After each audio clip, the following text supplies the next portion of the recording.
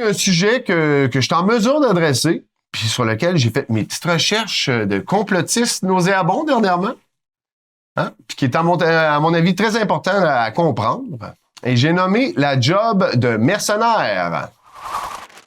Alors, un mercenaire, c'est quoi? Un mercenaire, c'est quelqu'un qui tue pour du cash. C'est un tueur à gages. Dans le contexte d'une guerre, c'est des soldats qui sont à la solde d'un pays étranger.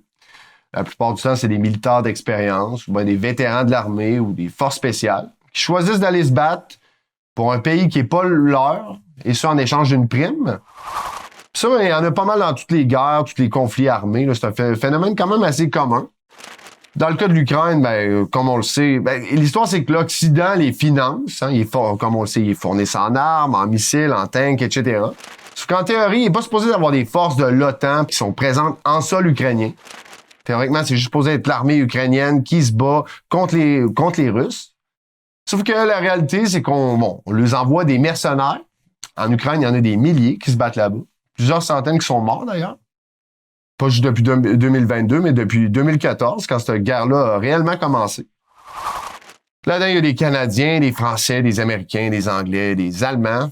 En fait, des mercenaires de pas mal partout dans le monde qui se sont portés volontaires pour aller se battre contre les Russes aux côtés des militaires ukrainiens, puis des groupes néo-nazis aussi, puis des autres mercenaires dans leur genre qui, pour la grande majorité, sont pas là par conviction, mais pour le fric. En fait, pour eux, c'est une job comme une autre. D'ailleurs, je lisais un billet du Globe and Mail l'autre jour qui portait sur un mercenaire canadien, Teflon, ça c'est son nom de code. Alors, un sniper vétéran de l'armée canadienne qui est originaire de l'Alberta. Puis lui, juste pour vous donner une idée, là, son dernier Noël, il l'a passé au 5e étage d'un building abandonné à Bakhmut, en Ukraine, avec son sniper gun.